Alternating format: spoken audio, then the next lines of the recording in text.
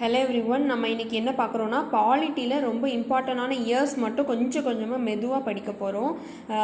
First பார்த்தீங்க அப்படின்னா 1600 பார்க்குறோம். 1600 என்ன நடந்திருக்கும் அப்படின்னா ஃபர்ஸ்ட் ஈஸ்ட் இந்தியன் கம்பெனி இந்தியாவுக்குள்ளே வரலான்னு சொல்லிட்டு குயின் எலிசபெத் ஒன் வந்து என்ன பண்ணியிருப்பாங்கன்னா சார்ட்டர் கிராண்ட் பண்ணியிருப்பாங்க.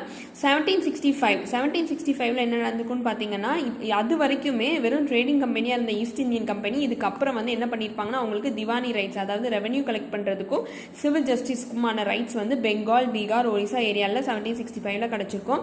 நெக்ஸ்ட் வந்து 1858 ரொம்ப மறக்க முடியாத ஒரு டேட்டுன்னு சொல்லலாம். சிப்பாய் மியூட்னி நடந்திருக்கும் நம்மளுக்கு.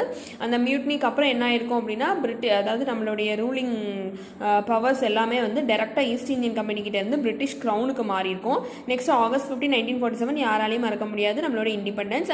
அண்ட் தென் 1934 பார்த்தீங்கன்னா என்ன இயர் அப்படின்னு கேட்டிங்கன்னா 1934 தான் முதல்ல எம்என் ராய் வந்து நம்மளுக்கு ஒரு கான்ஸ்டியூஷன் வேணும்னு சொல்லி